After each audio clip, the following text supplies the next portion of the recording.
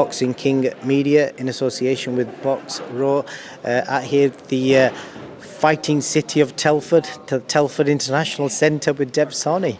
Hey, yeah, fighting city of Telford. Doesn't that sound good? And we're here again, and this time without even Liam Davis, who's like the terror of Telford. It's all right. We've got Nathan Heaney, and he's bringing a real balmy army with him. It's a fighting city. It's a good show on Saturday, mate. By the way, what do you think of the Kane Baluta fight? That for me, that's in the world. For me, that's the one that I'm most intrigued about this weekend. I probably saw Baluta before most people in this room because I saw him fight Kyle Williams on a small hole show about 2-3 years ago, and I've never seen him fight before, and I was blown away how good he was. So yeah, I think he's going to bring all the smoke Saturday, and Andrew Kane and him, incredible fight. We'll start on that. Yeah, look, I'm just so hyped about it. When this fight was first made, I described it as like there's two blokes in the pub, right? Andrew Kane's the guy who's got his pint, keeps it quietly sort of to himself, and he keeps himself to himself. You know that if you sort of shoulder barge him, he's going to have it out with you and he's going to lamp you.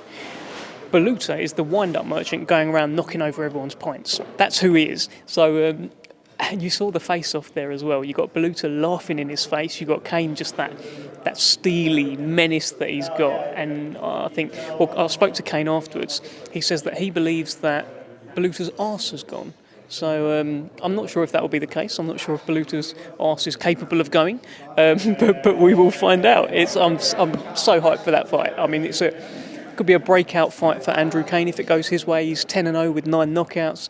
For me, he's one of the most exciting young fighters in the country. And look, if Baluta wins, there's big fights out there for him. So yeah, looking forward to it, mate. I saw you stood next to Nick Ball earlier, and I just had this fantasy in my head: Andrew Kane, Nick Ball. Is it Echo Arena? Oh no, what's the arena called in Liverpool? Yeah, Echo Arena, or is it M&S Bank Arena now as well? No, you can't fantasise about them two fighting. I mean, Andrew Kane after this fight says he's going to go down to bantamweight as well. Nick Ball's a featherweight, and they are friends. So they just. I saw they're going to Nando's just after the weigh-in, but just the idea of them two fighting each other, I think it would be incredible. And then going down the card, Moses Ituma. I don't know why, but I feel sorry for his opponent. I saw him weigh in. It's rare that I feel sorry for foreign opponents. I genuinely feel sorry for him. Yeah, I think we are going to feel sorry for almost every one of Moses Ituma's opponents in his career. Look, this guy's. I've been saying to people, get a photo with him now, right? Get you as many interviews as you can with him now, because in 5 years' time, he will be a world heavyweight champion, and he won't be doing photos with every person. I'd imagine. Well, it depends. I don't know, but. He'll be very famous, and he's going all the way. And I just hope after his debut, this feels sort of like a second debut, right? Because the first debut, so much happened on the night. Carroll lost as well. They weren't in the best of moods when he had to fight, and the guy just went down immediately. Like the fight lasted 23 seconds, including the count. So it feels like a bit of a second debut for him, another chance. But he hasn't promised us that this fight will go any longer. So I don't know. We might get to sort of 10-0 with Moses Ituma, and he's boxed 10 minutes. Won't be very good, will it? Or will it? I don't know. I think it'll be entertaining, and but yeah, you're right. Even to be fair, the interviews, he doesn't really say a lot, does he? He just leaves his talking in the ring. Do you know what? He's cold. That's the thing. He is cold, and that face-off that he did with the fella up there today, I think that expression that he's got will be the same expression that will be throughout his whole career. It won't change. There won't be anyone that will manage to get anything out of him or rile him up, or he'll start smiling or tickling his nipples or any lot of weirdness like that. He is just cold. He's pure cold, and he's look, as long as he's guided correctly, paced correctly, and he's got the right people around him. He's got a promoter in Frank Warren. He's got a brilliant manager in Francis. He's got his family. Carroll's there as well, and he should go all the way. It's just about patience and getting there at the right time. Definitely so.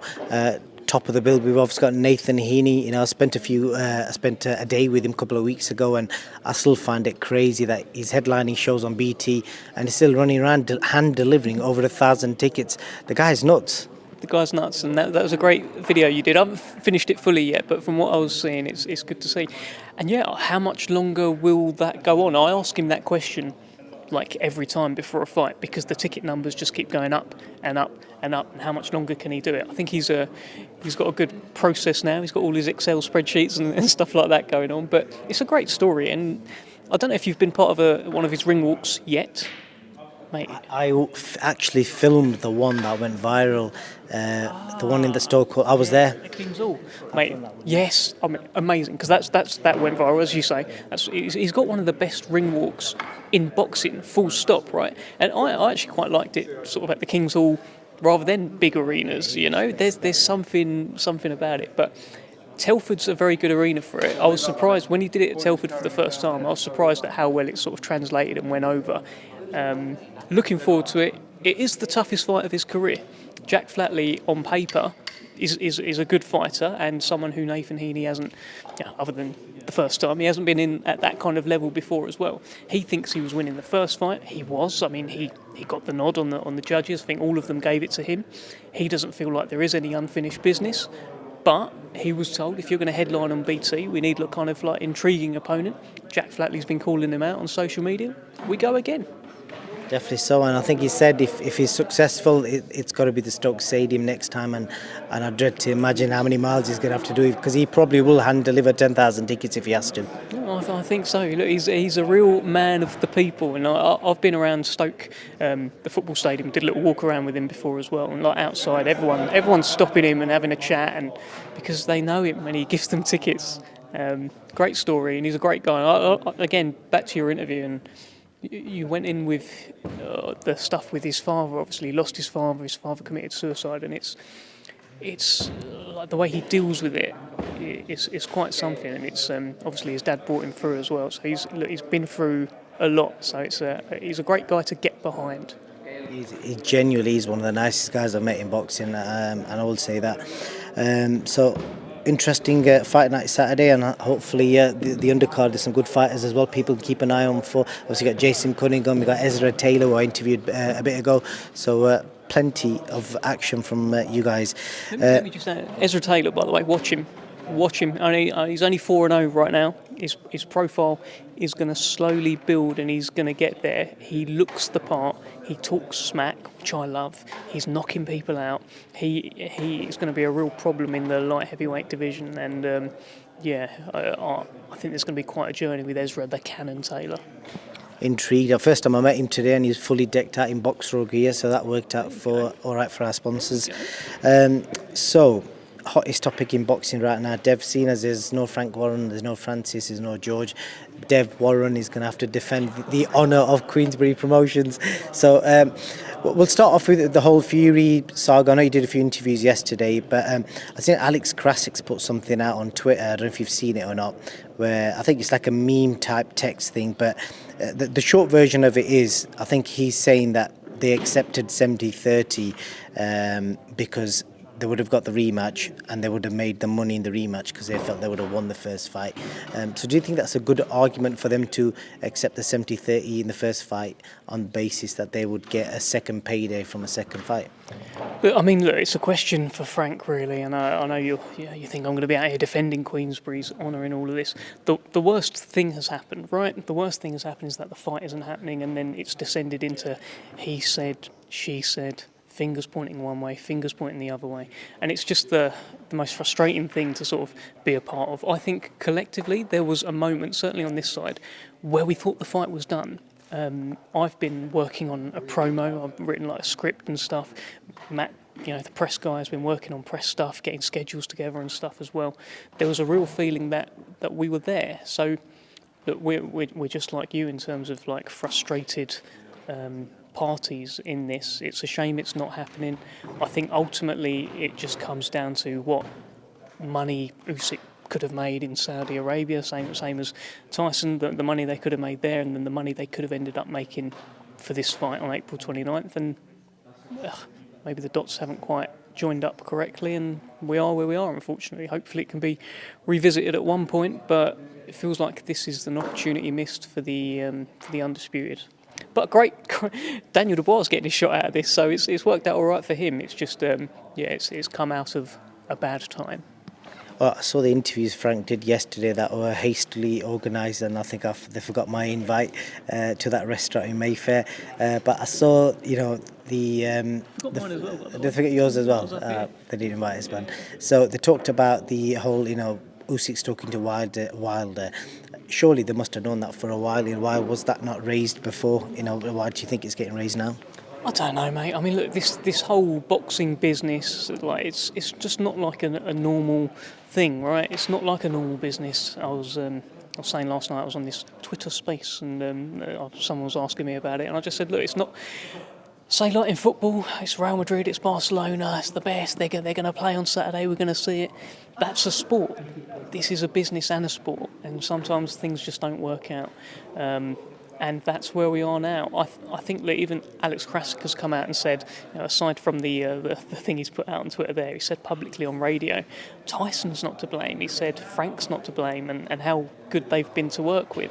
So I don't know. Was there chat with Wilder behind the scenes? It sounds like that seems to be something coming. Would he have made more money to fight Deontay Wilder than he would to get 30% of a Wembley pot against Tyson Fury?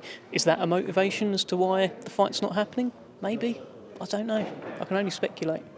Should be interesting to see how all that unfolds. But where do you think that leaves Tyson? Because I've been reading all the online trends, and it is a shame because people have even people hardcore Tyson Fury fans are writing a lot of negative stuff. Mainly probably because they don't understand the situation. Everyone's looking for someone to blame. It is that. It's not necessarily understanding the situation, and it's also because Tyson will be outspoken. Tyson will be making Instagram videos and putting stuff out, and he's calling Usyk names. He's calling Tyson names as well. He's calling him Belly and stuff like that. But the general perception is that Tyson is the loudmouth, and he's kind of bullying Usyk, and that's what people think. But you talk about Frank's interviews yesterday. Frank's pushing the truth out there. He's trying to, and I don't think he thinks or Tyson thinks that they've done anything wrong in this scenario, and it's just a shame that it's not happening. Again, I have to say, there was a point where I really thought this was happening. I was like, well, are they going to let me host the presser? I was getting all hyped up and stuff, but it has gone. It has gone. So as we stand right now, there's 100% no chance of that fight recovering. I mean, as far as I'm aware, unless something's happened in the last hour or so, but what I'd heard, remember, I'm not involved in any of this. I'm hearing stuff, right? So what I've heard is that Usyk's left his training camp, and he's cracked on. Apparently left his training camp a few days ago. I actually saw pictures of him with his missus in Kiev actually yesterday. Look, he's doing his thing. He doesn't appear to be in training for a fight on April the 29th. And again, apparently that was a few days ago, and it takes a little while to get from where he was to where he is as well. And I think it's left a little bit of a suspicion, why are you telling us this now, kind of thing. I don't know. Look, ultimately, fights. Suspicious behaviour from Usyk? I don't know. Ultimately, fights break down because fighters don't duck each other. Let me make that clear. Tyson Fury hasn't ducked Usyk. Usyk also hasn't ducked Tyson Fury. They just need everything to be right, especially a fight of this magnitude. They need all the numbers to add up. And maybe if Usyk might think, all right, maybe I can make more money somewhere else now, or maybe I can make more money if we do this later in the year. Maybe Saudi come back. That may be some of the thinking there. They may think there's better options out there than taking 30% of a pot against Tyson Fury. However, that is money motivated. At the same time, they're very much going to market talking about we only care about the WBC belt, we want undisputed, etc., etc. If that is the case, take the fight. If money isn't your god, kind of thing, take the fight, come and get it. And also, all this talk about the rematch clause, Tyson offered to scrap that, of course. And if Usyk was to win the fight without a rematch clause, does that not make him the hottest free agent in all of boxing? He's got no network ties. He can go around and name his price. He can go to Tyson Fury and say, right, 80-20 this time. Do you want it or not? Tyson will probably be like, probably not.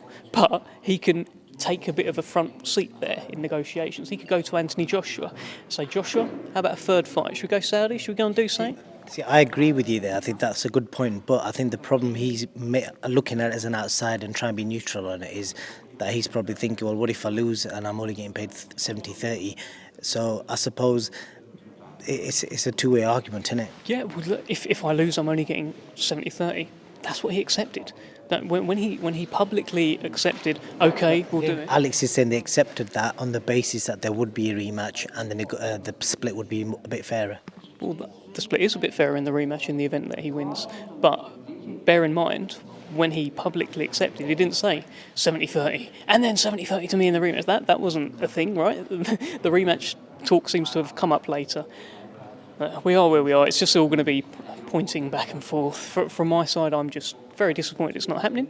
And I don't know what's next for Tyson Fury. Hopefully a big one, because I love working on Tyson Fury fights. Definitely so. And realistically, so it could be USYK Wilder in Saudi, and it looks like Usyk, if it does happen, Usyk will have to give up that belt that he's supposed to defend against Dubois, because I'm guessing you guys will jump in with that. Yeah, Dubois is the WBA mandatory. He's done a round of press yesterday declaring he is ready, declaring he will knock out Alexander Usyk. He is next in line. If Usyk wants to keep hold of his belts and, kind of have that leverage for an undisputed fight in the future, he needs to fight Daniel Dubois. There is no way around him. If you don't fight Daniel Dubois, you lose your belt.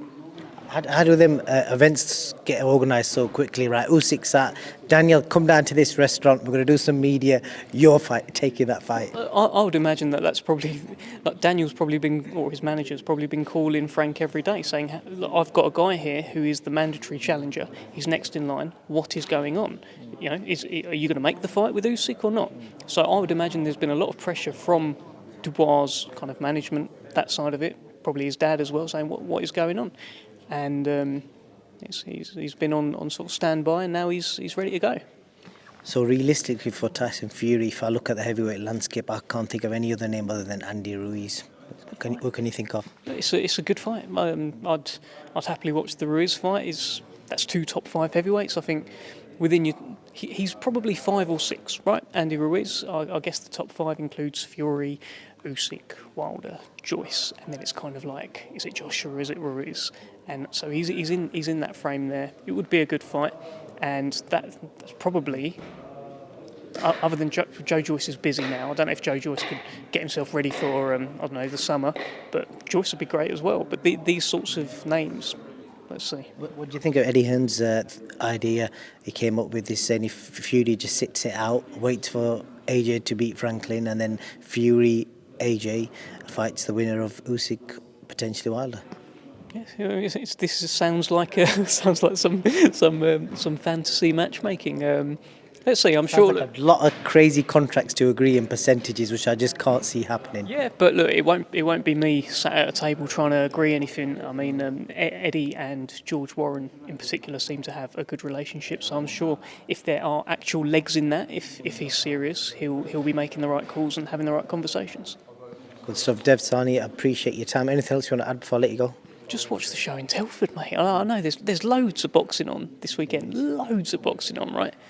The best fight this weekend is Andrew Kane-Baluta. There's no one that can convince me otherwise. I know you're thinking about it. Look, closest one to it is Benavidez Plant. That's great. That's at a high level. That's pretty good as well, right? Thinking British, but worldwide, but Benavidez Plant is best fight by far. Yeah, sort of, but no. Look, certainly in this country, it's Kane-Baluta, the one with the most intrigue. Like, who's going to win? I'm not saying don't watch Sky or anything like that. Watch them both. Just make sure you watch that fight. It's a real cracker. And if you're a little bit disillusioned with boxing right now, with all these fights falling through and stuff like that, Andrew Kane against Yannick Baluta is the sort of fight that makes you fall in love with the sport again. Watch it. Andrew Kane brings the pain. Thank you. Nice. What a great sign-off. Well done. Well done.